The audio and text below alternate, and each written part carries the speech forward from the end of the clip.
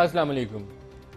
حکومت اور فوج کے تعلقات، گزشتہ روز جو سٹیٹمنٹ جاری ہوئی اس کے بعد سے بحث یہ جاری ہے کہ کیا نواز شریف صاحب جو ہیں وہ صحیح راہ کے اوپر ہیں، کوئی ایسا راستہ تو نہیں ہے جو ٹکراؤ والا ہو، اور دوسرا بحث کا حصہ یہ ہے کہ کیا ایک ملٹری جنرل کی طرف سے یہ سٹیٹمنٹ ISPR کی طرف سے جاری کرنا درست اقدام تھا یا نہیں تھا، کیا کوئی درمیانی راستہ موجود تھا جہاں چیف ایگزیکٹو خود اپنے آرمی چیف سے مل کر اگر کوئی ڈفرینسز تھے تو اس کو سارٹ آؤٹ کر لیتے، کیوں ISPR کو یہ بیان جاری کرنا پڑا، اور جو 2 منسٹرز نے تقریریں کیں کیا وہ فوج کے اوپر تھیں یا صرف جنرل پرویز مشرف کی ذات کو ہدف تنقید بنایا گیا؟ کیونکہ آج خواجہ سعد رفیق کا ایک سٹیٹمنٹ بھی جاری ہو گیا، انہوں نے کہا کہ میں نے فوج کو تو بڑا ہائیسٹ اسٹیم پہ رکھتا ہوں، صرف جو میرا کنسرن تھا وہ جنرل مشرف کے اوپر تھا، انہی کے اوپر تنقید کی جو پہلے بھی کرتا تھا۔ کیا جنرل ریٹائرڈ جو ایک پارٹی کو ہیڈ کر رہے ہیں اس کے اوپر تنقید بہت بری بات ہے؟ یہ بھی ایک سوالیہ نشان ہے۔ یہ 3-4 سوالات ہیں جس کو آج کے پروگرام میں ہم نے ڈسکس کرنا ہے۔ اس کے علاوہ ایک ریل کار کے اوپر آج دوبارہ اٹیک ہوا ہے جس کے اندر ابھی تک 16 اموات ہو چکی ہیں اور کافی تعداد میں لوگ زخمی ہیں۔ گزشتہ روز پاکستانی ملٹری نے بلوچستان کے کچھ علاقوں میں کارروائی کی تھی علیحدگی پسندوں کے خلاف، ایک تنظیم نے ذمہ داری بھی قبول کی ہے، ہو سکتا ہے کہ اس کا رد عمل بھی ہو، لیکن یہ پہلا واقعہ نہیں ہے، اس کا تسلسل ہے جو ہمیں پہلے بھی پچھلے چند سالوں میں نظر آیا، اسی سلسلے کی ایک اور کڑی ہے۔ اسلام آباد اسٹوڈیوز میں آج ہمارے ساتھ شریک گفتگو ہوں گے پاکستان تحریک سے اسد عمر صاحب اور پاکستان مسلم لیگ نواز سے شیخ روہیل اصغر صاحب، اس کے علاوہ جنرل معین الدین حیدر صاحب بھی کراچی سے ہمارے ساتھ ہوں گے۔ تینوں کو ویری وارم ویلکم جی، آپ نے ہمارے ساتھ آج پروگرام میں شرکت کی۔ ایک خبر کا یہاں ذکر کرتے چلیں، وہ خبر کا فالو اپ تو 1-2 دن بعد آئے گا، لیکن ایک 9 ماہ کا بچہ ہے لاہور میں جسے پنجاب پولیس نے یا لاہور پولیس نے کہیں کہ بک کیا ہوا ہے اٹمپٹڈ مرڈر چارجز میں، اس کے اوپر انٹرنیشنل میڈیا جو ہے وہ خبریں رپورٹ کر رہا ہے، رائٹرز، گارڈین۔ ہوا یہ ہے کہ گیس کے اوپر لوگ پروٹیسٹ کر رہے تھے اور اسی پروٹیسٹ کے دوران کوئی ایک پتھر لگا ہے ایک ASI کو، جس سے اس کا سر پھٹ گیا۔ ASI نے پولیس والے نے اس نے کمپلینٹ کی اور اس کے اوپر پرچہ درج ہو گیا، پوری ایک فیملی کے اوپر اس نے کہا کہ اس گھر سے پتھر آیا تھا، پوری فیملی ساروں نے مجھے مارا مل کے۔ اس شکایت کے اوپر جب پرچہ کیا گیا تو 9 ماہ کا بچہ ہے، گود میں دودھ فیڈر سے پی رہا ہے، اس کے اوپر بھی پرچہ درج ہو گیا اور عدالت کے سامنے پیش ہوا ہے جہاں سے اس کی بیل ہوگی، دوبارہ پیشی ہونی ہے۔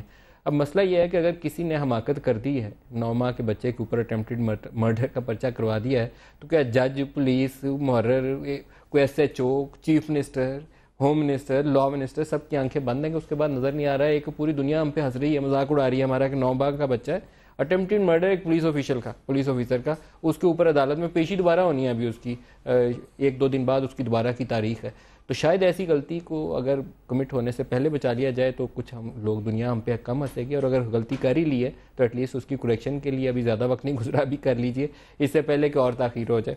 اسد عمر صاحب، آپ سے آغاز کروں گا، یہ فرمائیے گا کہ جو ISPR سے بیان جاری ہوا اس کے اوپر آپ کا رد عمل کیا ہے؟ آپ کی پارٹی کیا سوچتی ہے؟ پارٹی کا تو میں یہاں پہ نہیں بات کر سکتا کیونکہ ہماری آپس میں کوئی اس پہ مشاورت ہوئی نہیں ہے۔ ذاتی طور پہ جو ہے پاکستان کے تناظر میں ہر چیز اتنی بڑی ہو جاتی ہے، ورنہ ایک سٹیٹمنٹ کے پاکستان آرمی کو اپنے ادارے کے وقار کا دفاع کرنا آتا ہے تو بڑی اچھی بات ہے، ہونا بھی ایسا ہی چاہیے، لیکن ظاہر ہے پاکستان کی جو ہسٹری ہے اس کے اندر اس سے کچھ زیادہ ہے۔ شیخ صاحب ہمارے ساتھ بیٹھے، یہ شاید اس پہ زیادہ کامنٹ کر سکیں کہ کیا محرکات ہو سکتے ہیں، کیا ہوا ریلیشن شپ، بیکاز جہاں تک ہمیں نظر آ رہا تھا آج سے کوئی 2 ہفتے پہلے تک تو حکومت اور فوج جو ہے وہ بڑی کلوزلی کام کر رہے تھے، ریگولر میٹنگز ہوتی ہیں چیف آف آرمی اسٹاف کی اور پرائم منسٹر کی۔ کچھ افواہیں سنی ہم نے پچھلے 1 ہفتے کے اندر جس کی شاید اس کی بنیاد بن سکتی ہے، لیکن میں اس پہ کوئی کامنٹ کرنا چاہوں گا۔ 3-4 اس کے اوپر شاہین صاحب بھائی صاحب نے ساری بات میرے پہ پھینک دو سر آپ کی طرف آتے ہیں، آپ ہی کے بارے ہمارے بارے میں تو نہیں، اس نے اسٹیٹمنٹ شاہین دیا صاحب ہوگا بھائی صاحب نے اس پہ آرٹیکل لکھا، پھر آج دا نیوز میں وجاہت کا ایک آرٹیکل ہے اور اس میں اس کا کنکلوژن یہی ہے کہ میاں صاحب اگر اس سے پرہیز کریں تو کیونکہ ڈفرینسز اگر بڑھ گئے تو ہو سکتا ہے کہ جنرل راحیل جو ہے ان کے لیے بھی اس کا بچاؤ کا راستہ مشکل ہو جائے۔ اس طرح ٹام حسین نے ایک آرٹیکل لکھا ہوا ہے، وہ بھی آج کے پیپر میں۔ طلعت صاحب کل ہمارے ساتھ تھے، ان کی بھی رائے یہی تھی، کچھ ہاکش جو ایٹیچیوڈ ہے وہ مسائل پیدا کر سکتے ہیں۔ آپ ڈیفنس کمیٹی کو بھی چیئر کر رہے ہیں۔ بسم اللہ الرحمن الرحیم۔ نعیم صاحب، اصل پہ ہماری ایک عادت بن گئی ہے، کوئی چیز آ جائے گی ہم اس کو منفی پہلو اس کے نکالیں گے، اس میں یہ نہیں سوچیں گے ایک آرمی چیف ہے، ایک انسٹیٹیوشن ہے، اس کا وہ ہیڈ ہے، اس نے جا کے اپنے جوانوں کے ساتھ یا اپنی فوج کے ان سپاہیوں کے ساتھ ایڈریس کیا، تو اس میں کون سی غلط بات کی انہوں نے یہ کیا آپ کو ان کو یہ نہیں کہنا چاہیے تھا کہ ہم اپنے اداروں کو تحفظ فراہم کریں گے یا ان کے وقار کا خیال کریں گے، اور کیا کہنا چاہیے تھا ان کو؟ को। आपने पूरी स्टेटमेंट पढ़ी? जी मैंने पूरी पढ़ी है। आपने वो जुमला इब्तदाई पढ़ा है पहले कि उनके तहफ़्फ़ुज़ात के, जवानों के तहफ़्फ़ुज़ात को मद्देनजर रखते हुए उन्होंने कहा, वो तहफ़्फ़ुज़ात आपको पता है कि क्या हो सकते हैं, आप जिस तरफ मर्जी मोड़ के ले जाए। नहीं मैं नहीं मोड़ रहा, जो आपको पसंद आए आप वो उसमें, जो आपको पसंद है आप बता दीजिए, आपकी पसंद। मैं यकीन कीजिए जैसे आपने एक मेरे साथ एक जोड़ दिया कि मैं डिफेंस कमेटी का चेयरमैन भी हूँ। बड़े तगड़े आदमी हैं जी आप। हंस पड़े आप। वो तो कमेटी चेयरमैन हुए बगैर भी तगड़े थे। नहीं आप बहुत तगड़े हो गए ना डिफेंस कमेटी में। मलिक साहब बात सिर्फ ये है कि आप मैं वो उस तनाज़ुर में बात नहीं कर रहा, मैं ये कह रहा हूँ कि मैं हमेशा ये कहता हूँ, मेरा ये मानना है कि हमें अपने अल्फाज का बेहतरीन चुनाव करना चाहिए जब आप तकरीर करते हैं, जब आप अपने किसी टॉक शोज़ में बैठते हैं। मेरी खुशकिस्मती ये है कि मैं आप जैसे लोगों के साथ बैठता हूँ और सीखता हूँ, असद के साथ, आपके साथ या और ऐसे लोगों के साथ बैठ के सीख लेता हूँ। तो मेरा ये कहना है कि आप अगर अच्छे अल्फाज इस्तेमाल करेंगे तो उसके अच्छे नताइज आएंगे, अगर आप बुरे अल्फाज इस्तेमाल करेंगे तो उससे तलखियाँ ज़्यादा बढ़ती हैं। या आपने ख्वाजा आसिफ और ख्वाजा साद को मशवरा दिया है या किसको मशवरा दिया? मैं इस पोजीशन में नहीं हूँ कि किसको मशवरा दूं। मेरा मशवरा कौन मानेगा इस बात को। वो एक खबर चलाई थी ना कि मियाँ साहब बड़े खफा हुए, उन्होंने मना किया है, ख्वाजा साहब को दोनों को बुलाया, उन्होंने कहा ये आपने क्यों ऐसी तकलीफें की हैं? कोई ऐसी बात हुई है? देखिए ना, मैं तो ना उस मीटिंग में था जहाँ खफगी का इजहार किया गया या मना किया गया, मैं उसको कह ही नहीं सकता जब तक मैं अपने कानों से या अपनी आंखों। मैं आप इंडोर्स नहीं कर रहे, ये अच्छी बात है क्योंकि यहाँ एक वो ब्लैंकेट ठप्पा लगाने का रिवाज है। मैं खुश हुआ हूँ कि आपने कहा कि एटलीस्ट मुझे नहीं मालूम। मलिक साहब मैं जब वहाँ पे मौजूद होऊंगा तो मैं कहूँगा ना, मैं आपको शाबाशी दे रहा हूँ। अच्छा चलिए, आपकी मेहरबानी है, आप बड़े, मैं एहसान हूँ आपका। मेरी चंद दिन पहले, हालांकि मुझे मतलब ये कोई ऐसा राज नहीं है, मेरी इत्तेफाक से तीनों मुलाकात हुई है और मैंने तो देखा बड़े कंफर्टेबल हैं और बड़े कंफर्टेबली बात करते हैं और बातों का जवाब भी देते हैं। चीफ ऑफ एयर स्टाफ से थी कमेटी की मीटिंग, तलख बातें भी थी, तलख सवाल थे, उनका बड़ी ठंडे तरीके से उन्होंने उनका जवाब दिया, क्लैरिफाई किया सब कुछ। चीफ ऑफ नेवल स्टाफ से मुलाकात हुई, उनका रवैया भी बहुत बेहतरीन था। अब दिल का हाल तो अल्लाह की ज़ात के अलावा और कोई नहीं जान सकता ना। ये जो चीज़ें मियाँ साहब के दिल का क्या हाल है? नहीं, मियाँ साहब मिलके चलना चाहते हैं या थोड़ा सा? कभी भी ऐसा नहीं हुआ। देखें मैं आपकी बात पड़ाके निकालने के मूड में, अगर आप माजी में जाकर झांक के देखना चाहते हैं तो वहाँ पे भी मेरे ख्याल में जो लोग जिनके दिल में अपने ख्वाहिशात थी कि हमने ये करना ही करना है, तो वो तो बहाने बनते हैं ना कि जहाज़ को आपने यहाँ से यहाँ कर दिया, आपने वहाँ पे वहाँ कर दिया, तो वो बहाने तलाश किया। और वो भी स्टोरी अब आ गई हुई है कि वो तो एक ऐसे ही खामखा की स्टोरी थी, तय तो बहुत पहले हो गया हुआ था, वो तो कारगिल के बाद ये तय हो गया हुआ था। लेकिन ये बात जो है ना, ये एक चीज़ें अल्फाज किसी चीज़ का जवाब नहीं हुआ करते। जो किसी ने जब करना है उसे अल्फाज का सहारा नहीं लेना, तकरीरों का सहारा नहीं लेना। जनरल मोइनुद्दीन हैदर साहब, ISPR को क्यों बयान जारी करना पड़ा? मेरे ख्याल से मुल्क में जिस किस्म की स्टेटमेंट्स चल रहे थे और कुछ वज़रा की जो ज़बान थी वो बहुत सलीक़े वाली ज़बान, अखलाक वाली नज़र नहीं आ रही थी। तो इसके अलावा इससे पहले जो जनरल परवेज़ मुशर्रफ पे केस चल रहा है, तो ज़ाहिर है फ़ौज एक डिसिप्लिन अदारा है और वो जानती है अगर किसी ने कानून को तोड़ा है तो उसको अदालत में पेश होना है। वो उस बात से उनको इतना सरोकार नहीं है। इससे पहले असलम बेग साहब भी अदालत में पेश हुए हैं, इससे पहले असद दुरानी साहब भी अदालत में पेश हुए हैं, कई दफ़ा पेश हुए हैं। तो असली मसला जब आ जाता है कि जब कोई गद्दार और ये और वो बात करते, तो एक जवान जो सादा तबीयत का आदमी है और बहुत कम तनख्वाह में ऊंची चोटियों पे बर्फ़ानी और दूर दराज इलाकों में खिदमत सर अंजाम दे रहा है, जान का नजराना पेश कर रहा है, तो ज़रूर हैराना होता होगा कि इन्होंने कौन सी गद्दारी कर दी। आफ्टर ऑल थोड़ा बहुत दिमाग उसका भी है, वो कह गए इस मुल्क में बहुत से ऐसे लोग हैं जिन्होंने बहुत मुल्क का पैसा चुराया है और इस मुल्क का बहुत करप्शन की है, तो उन्हें तो कोई पूछ नहीं रहा और इसको गद्दार कह रहे हैं। तो उनके वकला भी परवेज़ मुशर्रफ साहब के कहते हैं कि इनको आप कह दें कि इन्होंने आइन तोड़ दिया और संगीन गलती कर दी, लेकिन ये गद्दार का लफ्ज़ इस्तेमाल ना करें। और उसके बाद फिर वो लेकिन जनरल मोइन साहब जो आइन के अंदर तो मौका एक था जनरल परवेज़ मुशर्रफ के पास भी, जब 17वीं तरमीम उन्होंने असम्बली से पास करवाई थी, अगर वो चाहते तो ये हाई ट्रीजन एक्ट जो है उस वक्त भी आइन का हिस्सा था, जो 17वीं तरमीम उन्होंने पास करवाई थी, इसको निकाल देते या इसके अल्फाज बदल देते, आइन शिकनी का लफ्ज़ डाल देते। ट्रीजन का तो उर्दू तर्जुमा नहीं, लेकिन ये तो भी आप करेंगे तो यही आएगा। جی دیکھیے انہوں نے تو اس کو نہیں چھیڑا، کیونکہ ان کو تو جو ایکشن تھا 12 اکتوبر 1999 کا، اس میں ان کو کورٹ نے اور سب نے اس کو ریگولرائز کر دیا تھا، پارلیمنٹ ریگولرائز کر دیا تھا، ان کو کوئی ضرورت پیش نہیں آئی کہ وہ اس کام کو کرتے. یہ تو 18ویں ترمیم کے اندر کچھ امینڈمنٹ اور اس قسم کی جو ڈالی گئی ہیں. 3 نومبر تو دور تھا، 3 نومبر تو سائٹ جو پہ نہیں 3 تھا. نومبر تھا نا، اس کو پارلیمنٹ نے ریٹیفائی بھی نہیں تھا کیا، کیونکہ 17ویں ترمیم نے 12 اکتوبر میں 3 نومبر کی بات نہیں کر رہا ہوں، میں 12 اکتوبر کی بات کر رہا ہوں. 3 نومبر 2007 کو چھیڑا نہیں اس نے. میں چھیڑا نہیں، طاقت کے نشے میں اور وہ انہوں نے 17 امینڈمنٹ کو جو تھی وہ اس کو نہیں چھیڑا. اور ان کا خیال تھا کہ یہ کوئی ایسی بات نہیں ہے کہ بعد میں جب یہ کارروائی ہو گئی تو خیر پاکستان آ بھی گئے، عدالت میں پیش بھی ہو گئے، چارج شیٹ بھی لگ گئی ہے. ٹھیک ہے، قانون اپنا راستہ اپنا وہ وقت لے اور یہ کام کرے، لیکن غیر ضروری طور پر لوگوں کو بے عزت کرنا یا ان کے لیے ہلکے الفاظ استعمال کرنا، جو ملک کے چیف رہے ہوں، صدر رہے ہوں، لیکن جنرل معین تو صاحب، مناسب میرا نہیں ایک لگتا. اور یہاں سوال یہ ہے کہ نواز شریف صاحب کے اوپر پلین ہائی جیکنگ کا مقدمہ تھا اور وہ اٹک قلعے میں انہیں بند کر دیا گیا تھا. لوگوں نے ان کا مذاق اڑایا کہ وہ کہتے ہیں کہ رات ساری مجھے سونے نہیں دیتے، مچھر کاٹتے ہیں، لیکن وہ بڑے رائل لائف کے عادی تھے. نواز شریف صاحب اٹک قلعے میں بند ہو گئے تھے، تو جنرل صاحب کے ساتھ کچھ ایسا سلوک تو نہیں ہوا؟ آئین کے اندر ایک پروویژن ہے کہ آئین توڑیں گے تو آپ کے اوپر بالکل بھی نہیں ہوا. یہ تھی 73 کے آئین کے بعد، بالکل بھی نہیں. میں آپ کی اس بات سے متفق ہوں کہ نواز شریف صاحب کے ساتھ اچھا سلوک نہیں کیا گیا. وہ ملک کے وزیر اعظم تھے، اور اگر کوئی ان کے اوپر چارجز تھے جس طرح ہائی جیکنگ کچھ کے بھی، لیکن بہرحال ان کی عزت لازم تھی، اور ایسے کام نہیں کرنے چاہیے جو لگے کہ ذاتی کوئی آپ جو ہے نا اناد اور دشمنی دکھا رہے ہیں. یہ مناسب نہیں ہے، نہ وہ اچھا تھا اور نہ یہ اچھا ہے.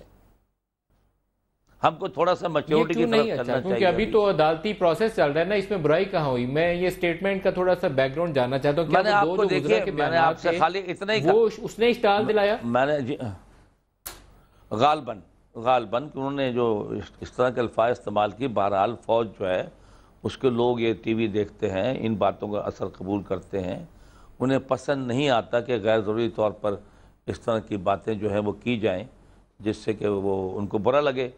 تو انہوں نے ایک مطلب کہا ہے کہ بھئی سب ایک دوسرے کا احترام کریں، اور فوج بھی اپنے ادارے کا جو ہے تحفظ کرے گی، اور باقی لوگوں سے بھی انہوں نے یہ امید کی ہے کہ وہ بھی اس معاملے میں تھوڑے محتاط رہیں گے. اور ہم نے جمہوریت کو اگر مضبوط بنانا ہے تو بہتر راستہ یہی ہے تھوڑا سا کہ جو ہے احتیاط سے چلا جائے اور غیر ضروری اشتعال نہ دلایا جائے اپنے اس قسم کے اسٹیٹمنٹ سے.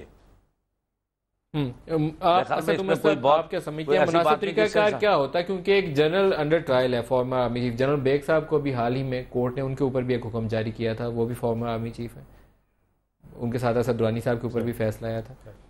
تو یہ کچھ ان یوزول چیزیں ہیں جو پچھلے کچھ عرصے تو وہی تو میں کہہ رہا ہوں کہ دیکھیے فوج نے اس وقت کوئی اسد عمر صاحب سے میں پوچھ لوں، میں دوبارہ آپ کی طرف آتا ہوں. جی اسد عمر صاحب، دیکھیں آپ کو 2 چیزوں کے اندر تفریق کرنی پڑے گی. ایک جو ہے قانون کیا کہتا ہے اور اس کی لوازمات کیا ہیں، اور دوسرا آپ ذاتی بیانات کے اندر زبان کیا استعمال کرنا چاہتے ہیں. 2 بالکل مختلف چیزیں ہیں. میں ندیم 3 جنریشن فوجی خاندان سے، میرے والد، میرے بھائی، میرا بھتیجا فوج کے اندر ہے. مجھے بڑا فخر ہے اس وردی کے اوپر، لیکن فوج کے سیاسی رول کا میں بہت بڑا ناقد ہوں. تو وہ اگر جنرل مشرف نے ایک کوئی ایسا کام کیا جو آئین کی خلاف ورزی ہے اور قانون کے تحت ان کے خلاف ایک مقدمہ چل رہا ہے، تو میں اس مقدمے کو پوری طریقے سے سپورٹ کرتا ہوں. اور یہ کسی طریقے سے میرے ذہن کے اندر فوج کی تحقیر نہیں ہو رہی، اور نہ میرا جو دلی جو لگاؤ ہے فوج کے ساتھ وہ کوئی کم ہو رہا ہے. یہ بالکل 2 مختلف باتیں، اور ہمیں اس کو کنفیوز نہیں کرنا چاہیے. اور جہاں تک ابھی تک ہم نے کانٹیکٹ دیکھا ہے، فوج بھی اس کو کنفیوز نہیں کر رہی ہے. جہاں تک پرسنل چوائس آف ورڈز کی جو بات کر رہے ہیں، شیخ روہیل اصغر صاحب نے بھی وہی کیا. آپ کو پتہ ہے میرا بھی تھوڑا سا سٹائل یہی ہے، اوائڈ کرنے تو بہتر ہے. جنرل مشرف نہیں تھے، جنرل مشرف نے صرف اٹک قلعے کے اندر نہیں رکھا تھا پاکستان کے الیکٹڈ پرائم منسٹر کو. وہ جو زبان استعمال کرتے تھے وہ اس میں حقارت ہوتی تھی، اور وہ کئی سال تک چلتا رہا. تو یہ میں سمجھ سکتا ہوں کہ ایک آرمی چیف تھے، ایک فوجی جوان جو ہے اس کے دل میں پھر بھی ایک رشتہ تو ہے. اس کے جذبات کی میں پھر بھی میں احساس کرتا ہوں اور اس کی قدر کرتا ہوں ایک فوجی کی. اگر ذاتی پوچھیں گے آپ مجھے تو جنرل مشرف پہ مجھے اس پہ کوئی خاص فرینکلی ترس نہیں آ رہا, کیونکہ انہوں نے اس سے بہت برا کیا تھا. جو بہت سے لوگ اس بحث میں تھے شیخ روہیل اصغر صاحب کے نواز شریف صاحب کے لیے شاید کوئی چیلنج بننے جا رہا ہے تو ایک سیف پیسج دے دیں مشرف صاحب کو, یا اماں کی عیادت کے لیے جائیں اور واپس نہ آئیں. کچھ ایسی باتیں بھی ہیں بیک گراؤنڈ میں جو اثر ڈال. ندیم صاحب, اصل پہ ہم لوگ, میں نے بھی اپنی گفتگو میں عرض کیا تھا کہ عجیب سی ہماری عادت بن گئی ہے. میں اس وقت جب یہ بہت زیادہ ایشو تھا, جس وقت بڑا گرم یہ بحث چل رہی تھی, میں اس وقت یہ کہتا تھا کہ گورنمنٹ کا تو یہ پروگریٹو ہی نہیں ہے, گورنمنٹ کے پاس تو اس کی اجازت نہیں ہے, گورنمنٹ کے پاس اختیار ہی نہیں ہے. سندھ ہائی کورٹ نے اس پہ امپوز کیا, نام اس کا ڈلوایا ECL پہ, سپریم کورٹ آف پاکستان نے اس کو انڈوز کیا. اور پھر آپ مجھے بتائیں کہ جب سپریم کورٹ آف پاکستان یہ آرڈر کرتی ہے کہ اس شخص کا نام آپ ECL پہ لے جائیں, تو گورنمنٹ کے پاس ایسا اختیار ہے کہ آپ سپریم کورٹ کے اس حکم کو آپ پس پشت ڈال دیں اور پھر آپ اس کا ECL نکال دیں, تو پھر آپ خود جا کے پیش ہوں گے نا پھر کنٹیمپٹ آف کورٹ میں. تو میں تو پہلے دن یہ کہتا تھا, میں دو چیزیں یہاں پہ ضرور کہوں گا جنرل صاحب سے بڑی معذرت کے ساتھ. جنرل صاحب نے کہا جی کہ جو ایک فوجی ہے وہ اس کو محسوس کرتا ہے. یقین کیجئے کسی بھی شخص کو میں نے نہیں سنا کسی نے ایسی کوئی زبان استعمال کی ہو فوج کے بارے میں نہیں, اس ڈکٹیٹر کے بارے میں ضرور استعمال کی گئی ہے. کیا جنرل صاحب وہ واقعہ بھول گئے کارگل کا؟ کتنے فوجی شہید ہوئے تھے صرف ایک اپنی غلطی کی وجہ سے, اپنی خواہش اور غلط پلاننگ کی وجہ سے, وہ بھول گئے ہیں. آج تک آپ دیکھیں کتنے فوجی جوان اور کتنے آفیسرز, اس میں جنرلز بھی شامل ہیں, جو اس so called war on terror میں آپ کے شہید ہوئے, اور اس میں دوسرے لوگ بھی شامل ہیں, رینجرز بھی ہے, پولیس بھی ہے, اور لوگ بھی شامل ہیں. کس کے کھاتے میں جائے گا وہ کون تھا, کس شخص نے یہ شروع کیا؟ اور تیسری ایک چیز میں آپ کو ایک انڈوز کر دوں کہ اسی ڈکٹیٹر کے زمانے میں آج نکال لیجئے, اگر وہ کہیں وہ پڑا ہوا ہے اس کا وہ حکم نامہ, تو یہ اسٹینڈنگ آرڈرز تھے آفیسرز کو not to go in public in uniform. یہ عالم تھا, اٹیک بہت شروع ہو گئے تھے, یہ عالم تھا. تو اب آپ دیکھیں کہ مطلب مجھے سمجھ نہیں آ رہی, میں وہی آپ کو عرض کر رہا ہوں کہ ایک آفیسر یا ایک انچارج, لیکن کچھ ایسا تو نہیں ہے شیخ روہیل اصغر صاحب کے ایک جنرل پرویز مشرف کے اوپر جو ہم تنقید کر رہے ہوتے ہیں, اس کے تنقید کے ساتھ ساتھ ہم ان قوم کے بیٹوں کی جو قربانیاں ہیں ان کو نظر انداز کر رہے ہیں, کیونکہ سیکریفائسز تو ہیں. 6000 آپ کا فوجی جوان اور افسر ہے جو شہید ہو چکا ہے. دیکھیں بات یہ ہے کہ اگر آپ غلط فیصلہ جس کا بھی تھا, لیکن وہ بیٹے تو اسی قوم کے تھے. اصل بات وہیں پہ آ جاتی ہے کہ اگر آپ پرویز مشرف پہ تنقید کر رہے ہیں تو آپ کا پورا حق ہے, آپ کا پورا حق ہے, اور وہ حق آپ کو دیا آپ کے کانسٹیٹیوشن نے. اور اگر آپ اس کے درمیان اگر آپ ایسے الفاظ استعمال کرتے ہیں جس سے یہ تاثر جاتا ہے کہ آپ پوری فوج کی بات کرتے ہیں, وہ غلط ہے میری نظر میں. اچھا جنرل معین صاحب یہ فرمائیے گا کہ جو انٹرنل اکاؤنٹیبلٹی میکنزم کی اگر بات کریں فوج کے اندر, ابھی کارگل کا ذکر آیا ہے. کارگل بھی ایک ایسا واقعہ تھا جس کے اوپر نواز شریف صاحب کے قریبی لوگوں کا خیال یہ ہے کہ وہ کارگل کیا اسی لیے گیا تھا کہ اس کو بعد میں بنیاد بنا کے نواز شریف صاحب کی حکومت جو ہے اس کو چلتا کیا جائے. کبھی کارگل کے اوپر ان ہاؤس یہ بحث ہوئی کہ فوج یہ سوچے کہ اس میں کیا کھویا کیا پایا, NLI کے کتنے لوگوں نے شہادت پائی, یا جنرل پرویز مشرف کا اگر غلط فیصلہ تھا تو اس کے اوپر اکاؤنٹیبلٹی کیسے ہوئی, یا ہماری بیسز ہٹ ہوئی, کامرا بیس, مہران بیس, GSU کے اوپر اٹیک ہوا, اس کے اوپر کیا کبھی ان ہاؤس ہم اکاؤنٹیبلٹی کرتے ہیں کہ کسی جنرل کا فالٹ تھا تو اس کو پنش بھی کیا جائے؟ کیونکہ یونیفارم میں بھی پنش آپ کو کرنا چاہیے. سروس کے دوران کچھ لوگوں کی زندگیاں کمپرومائز ہو جاتی ہیں, کچھ قوم کے بیٹے کسی ایک جنرل کی غلط فیصلے سے شہید ہو رہے ہیں. تو دیکھیے صاحب بات یہ ہے, اگر آپ میری ذاتی رائے پوچھیں گے تو کارگل قطعی غیر ضروری تھا اور ایک اچھا فیصلہ نہیں تھا. اس سے فوج کی بھی سبکی ہوئی بعد میں اور قوم کی بھی سبکی ہوئی, اور اب ایک ہم غیر ذمہ دار قوم کے طور پر اس ریجن میں پہچانے گئے کہ وہاں واجپئی صاحب آ رہے ہیں اور دوستوں کی باتیں ہو رہی ہیں اور ساتھ ساتھ یہ کام چل رہا ہے, تو یہ تو غلط تھا.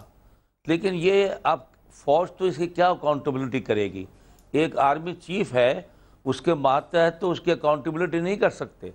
وہ تو ظاہر ہے کہ تھوڑے سے دبے الفاظ میں کہیں گے سر کہ یہ ہاں اس کا نقصان ہو گیا, ایسی بات کر لیں گے, لیکن they can't order court of inquiry اور ہولڈ دیئر چیف رسپانسبل. وہ تو ایک بہت غلط پریسیڈنٹ ہو جائے گا. یہ کام تو اس وقت کی حکومت کا تھا کہ اس پر کمیشن قائم کرتی اور کہتی کہ کارگل کیوں کیا گیا اور اس کے کیا نقصان ہوئے اور کیا فائدے ہوئے، اور یہ پورا کیا ابھی مطالبہ کرتے ہیں آپ کہ ابھی قائم کر دیں؟ اب تو وہ فارمر ہے نا، ابھی تو کرنٹ آرمی چیف نہیں ہے، ابھی قائم ہو سکتا ہے؟ میں تو کہتا ہوں دیکھ میں تو یہ کہتا ہوں کہ کوئی حرج نہیں، میں تو کہتا ہوں اس بات میں کوئی حرج نہیں، اگر ہم نے کوئی فاش غلطیاں کی ہیں جس سے ملک کو نقصان پہنچا ہے تو یہ جسٹس ڈیمانڈ کرتا ہے، ہمیں کوئی اس پہ سے ڈرنا نہیں چاہیے، اس پہ کمیشن بٹھانا چاہیے، سبق سیکھنا چاہیے، آئندہ ایسی غلطیوں سے اعتراض کرنا چاہیے، اور یہ کام سیاسی حکومت کا ہے۔ اور اگر کیا ابھی اس پہ کوئی کنڈکٹ کی گئی انکوائری جنرل صاحب کہ یہ مہران بیس کامرہ بیس جی ایچ کیو پہ اٹیک ہوا؟ یہ بالکل ضرور پراپرلی سیکیور نہیں کی ہوئی اپنی ملٹری انسٹالیشنز، اس کے اوپر تو انکوائری ہونی چاہیے نا، ملٹری بھی کرے اور حکومت بھی کروائے۔ اس میں سب انکوائریاں ہوئی ہیں اور اس میں سزائیں ملی ہیں، کچھ لوگ کورٹ مارشل ہوئے ہیں جن کا خیال تھا کہ جنہوں نے اپنے کوئی ان کی کمی یا کمزوری تھی ان کے کنڈکٹ میں یا سیکیورٹی لیپسز میں، اور کچھ جگہوں پہ لوگوں کو جنہوں نے بہادری کا ثبوت دیا ہے شاباش بھی دی گئی ہے، ان کو تعریفی اسناد بھی ملی ہیں۔ تو ہر انسیڈنٹ جو پیش آتا ہے فورسز میں اس کی انکوائری ضرور ہوتی ہے اور اس سے آئندہ کے لیے سبق ضرور سیکھے جاتے ہیں۔ ایک بینچ اس نقطے پہ بریک سے واپس آتے ہیں تو اسد عمر صاحب سے پوچھیں گے، ہمارے ساتھ رہیے۔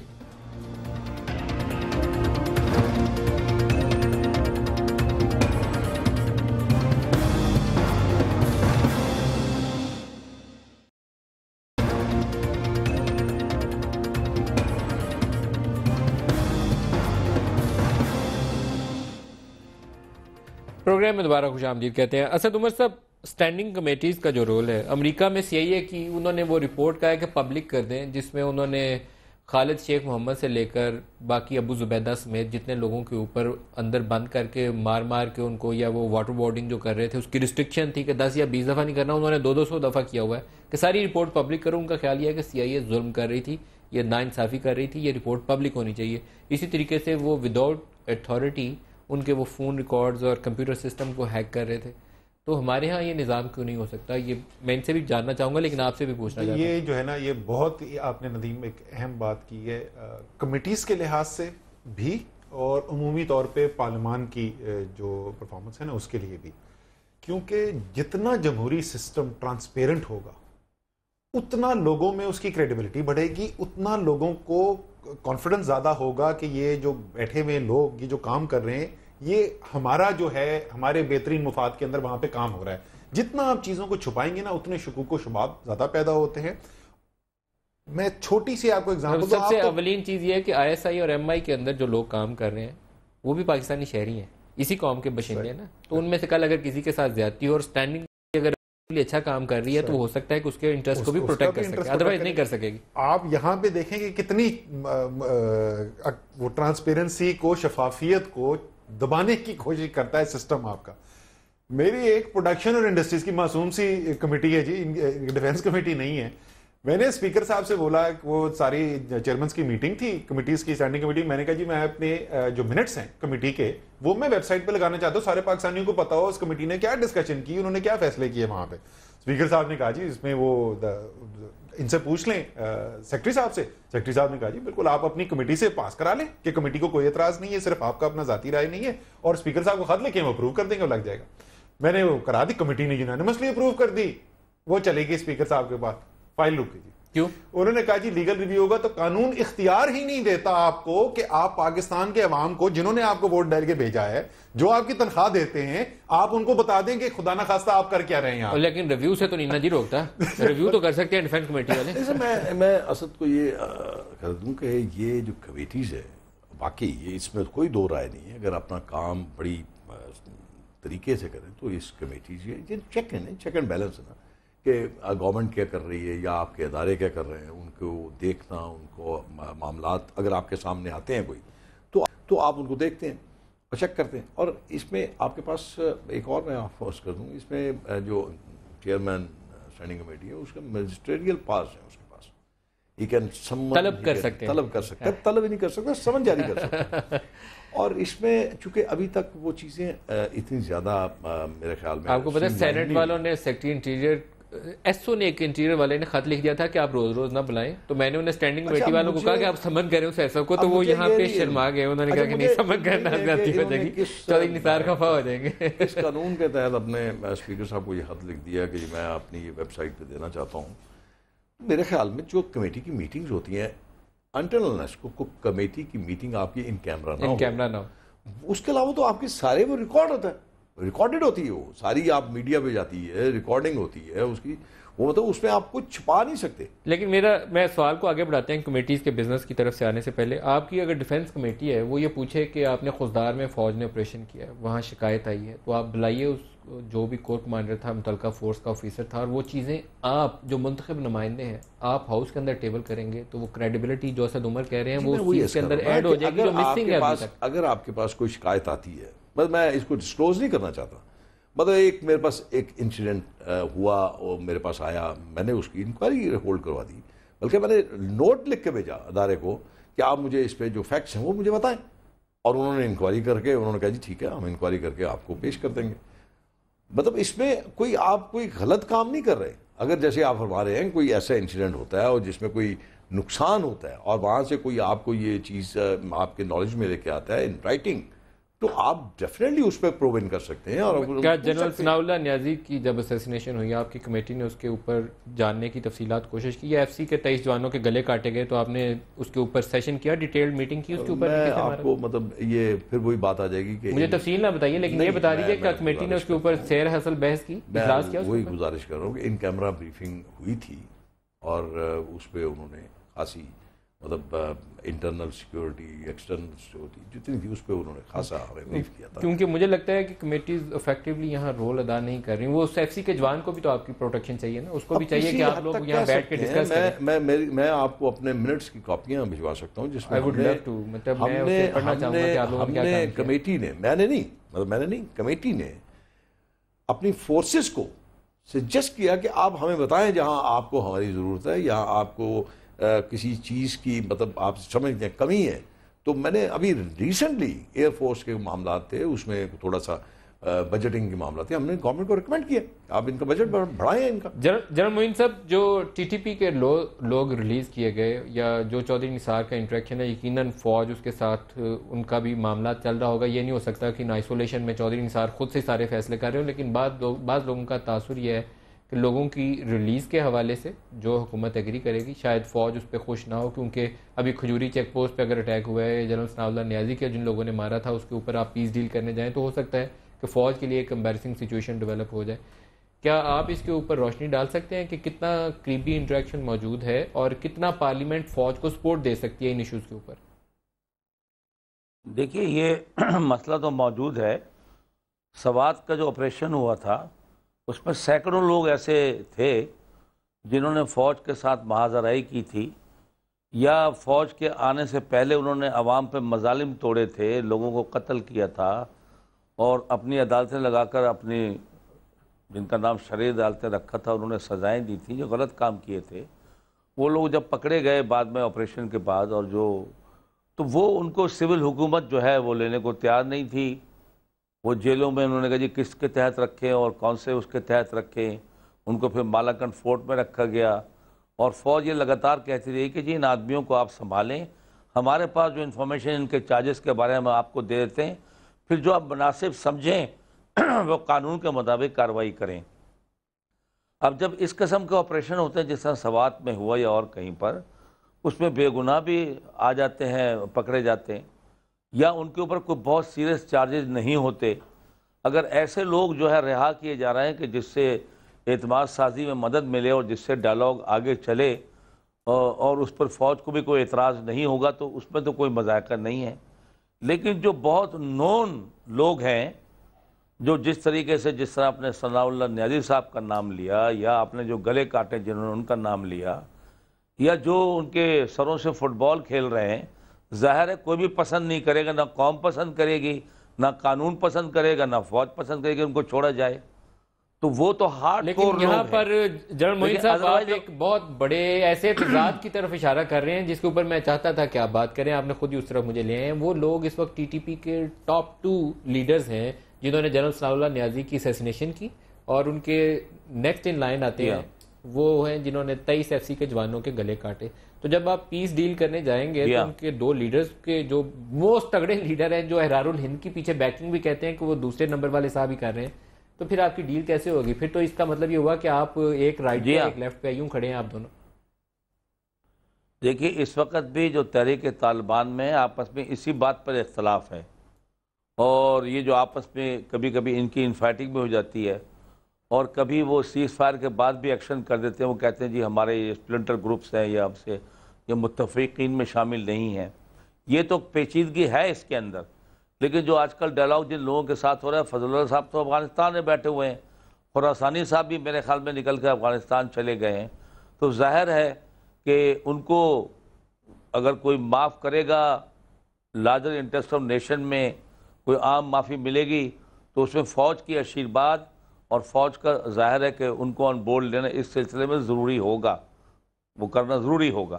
باقی اگر ایسے لوگ جو چھوٹے موٹے کیسز میں انوالو ہیں اور بہت ان کا نام نہیں آتا, تو ان کو چھوڑنے میں کوئی حرج نہیں.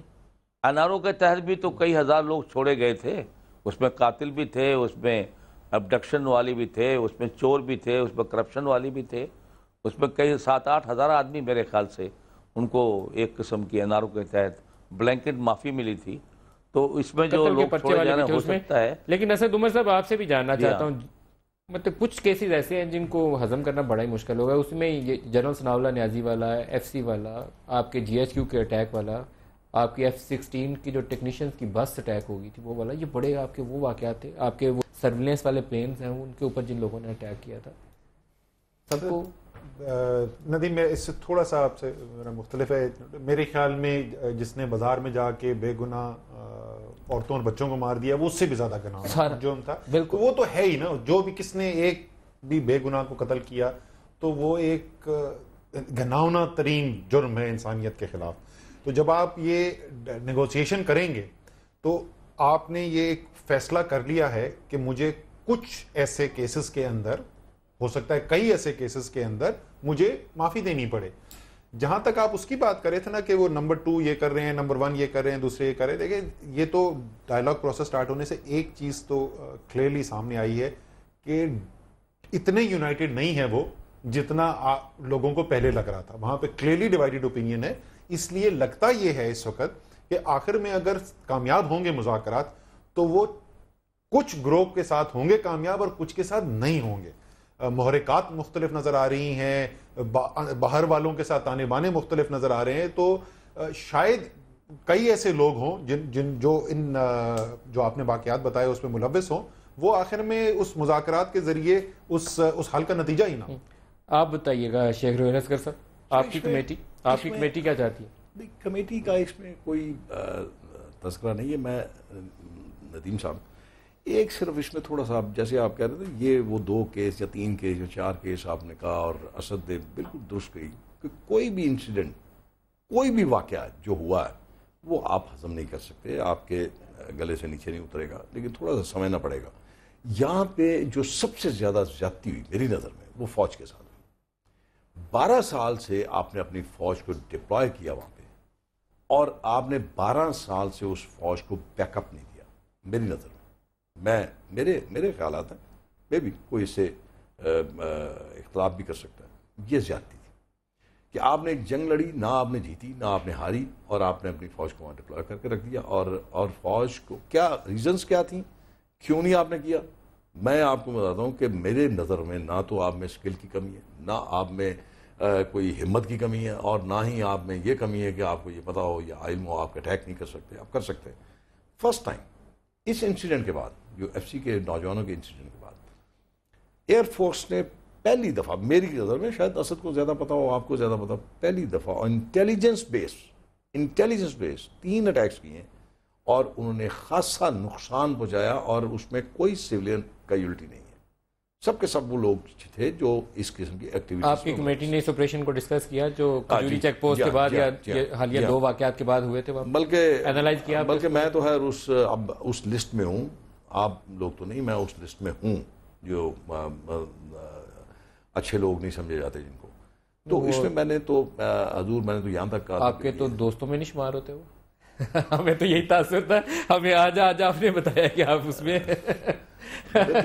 میں تو ملک صاحب میں تو حقائق بیان کرتا ہوں، میرا ضمیر ہے، میری ایک آپ یہ کہیں گے دل بھی ہے اور میرے رشتے بھی ہیں جن کو میں محسوس بھی کرتا ہوں اور درد بھی رکھتا ہوں ان کا. تو میں تو یہ کہوں گا کہ میرے ملک کا اگر کوئی ایک بچہ بھی اس معاملے میں مرتا ہے یا شہید ہوتا ہے تو میں تو کم از کم اس کو یہ نہیں کہہ سکتا کہ یہ بہت اچھا کام تھا. یہاں پہ بہت سارے لوگ تھے، بدقسمتی ہماری یہ رہی ہے کہ آپ نے خود سنا ہوگا، بازگشت سنی ہوگی، بلکہ وہ الفاظ ابھی آپ کے کان میں گونج رہے ہوں گے جنہوں نے یہ کہا تھا کہ فوج کا جوان جو ہے وہ شہید نہیں ہے، حکیم اللہ مسعود جو ہے شہید ہے، یا کتے کی مثالیں دی گئیں کہ امریکن کتا مار دے تو وہ شہید غلط ہے.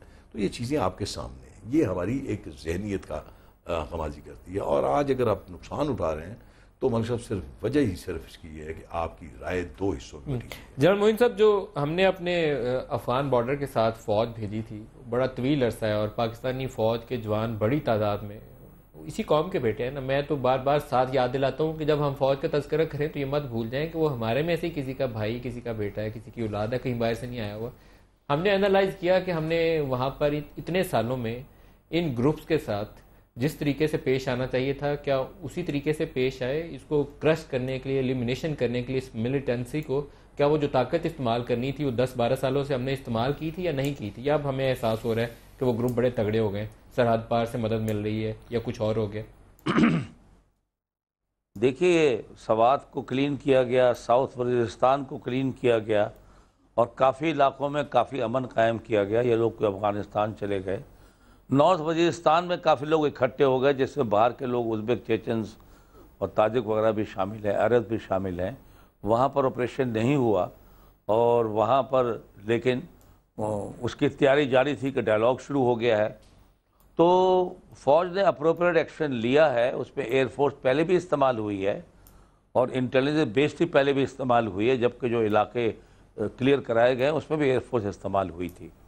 اور ظاہر ہے کہ اگر حکومت چاہے گی، اور ڈائلاگ میں سمجھتے ہیں کچھ لوگ رائے راست پہ نہیں آئیں گے بات چیت سے، تو ظاہر ہے کہ اس صورت میں وہ جو آئسولیٹڈ لوگ ہوں گے یا مینا مانو والے لوگ ہوں گے، تو اس کے لیے ظاہر ہے فوج کو حکم ملے گا، اور فوج یہ ڈیوٹی قوم کے خاطر سر انجام دے گی.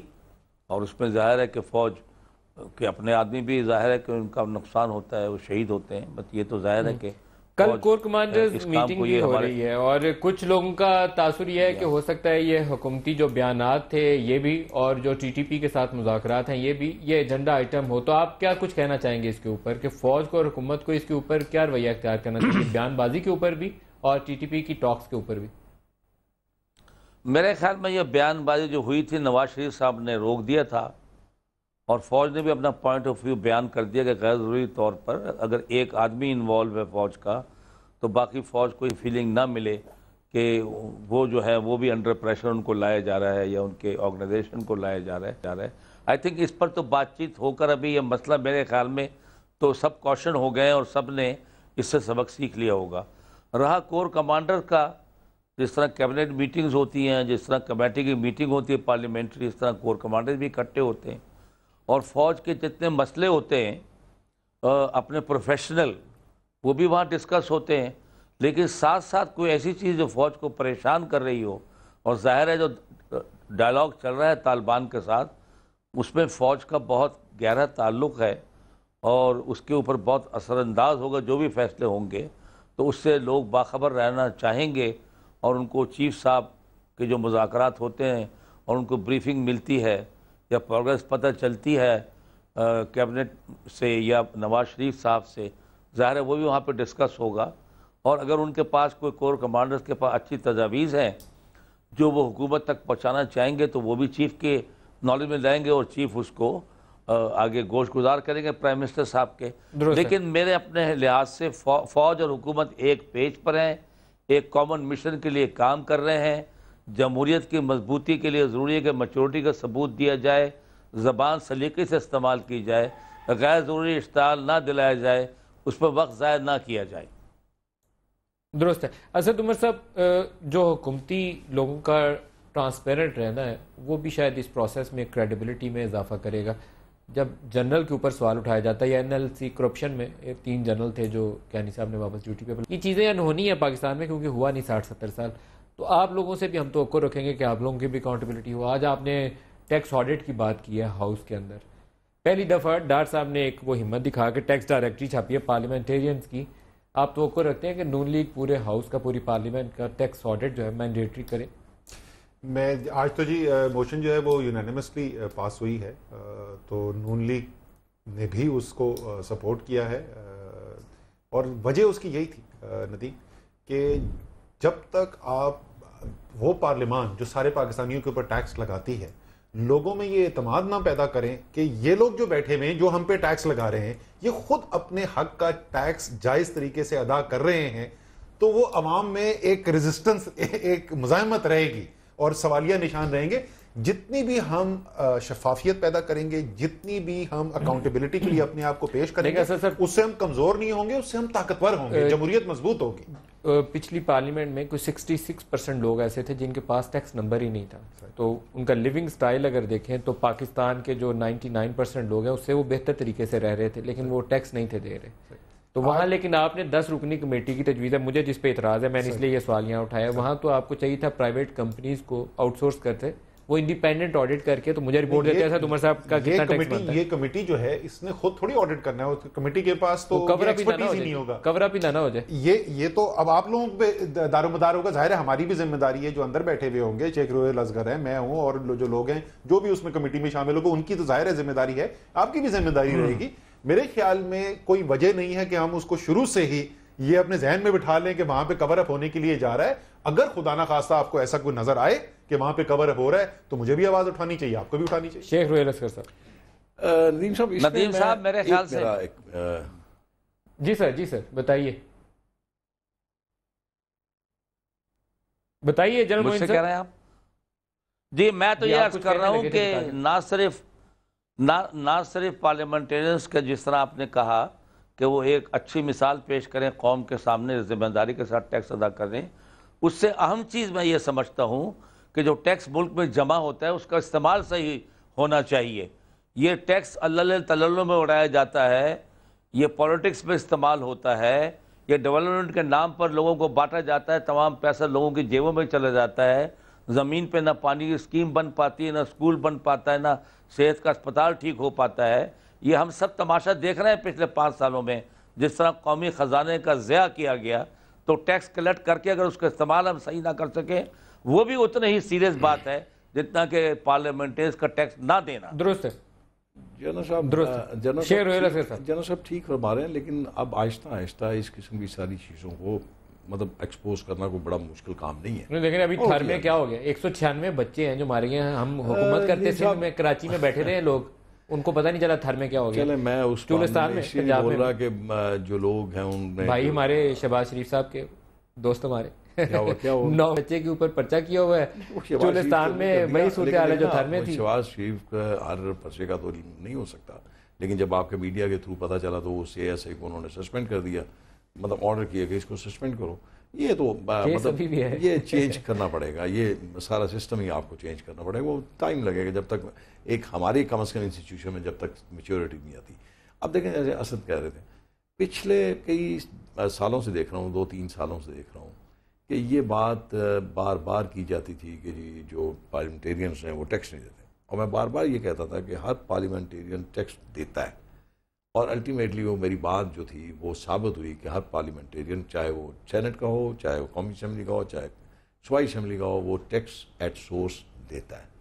اب بات آ جاتی ہے کہ اس کے پاس ٹیکس نمبر. اب وہ وزیر خزانہ نے وہ بھی چیز اب ختم کر دی کہ اب آپ FPR جو ہے ان کو ٹیکس الاٹ کرے گا. جس کا ٹیکس جمع ہوگا خزانے میں، obviously اگر میرے پاس ٹیکس نمبر، میرا خزانے میں پیسہ تو جاتا ہوگا، تو جب جاتا ہے تو پھر مجھے وہ ٹیکس نمبر بھی لینا. پروگرام کا شیخ صاحب پروگرام کا وقت ختم ہو گیا، لیکن آپ کی جو قومی اسمبلی سے تنخواہ کے اوپر ٹیکس کٹتا ہے وہ، اور آپ کا جو لیونگ سٹینڈرڈ ہے اس کے مطابق جو ٹیکس ہونا چاہیے، ابھی بہت سارے لوگوں کا اس میں اتنا زیادہ فرق ہے. اسد عمر صاحب اس کی بڑی وضاحت فرما سکتے ہیں، لیکن کسی فالو اپ پروگرام میں ہم چاہیں گے کہ جتنا پوٹینشیل ہے شیخ رویل اصغر کا، اتنا حصہ بقدر جزہ اتنا ٹیکس آپ پہ لگے. چلیے میں آپ کی شیخ رویل اصغر صاحب، اسد عمر صاحب، جنرل معین الدین حیدر صاحب، سب کا شکریہ ہمارے ساتھ رہے. آج کے پروگرام سے اتنا ہی اجازت دیجیے. خدا حافظ.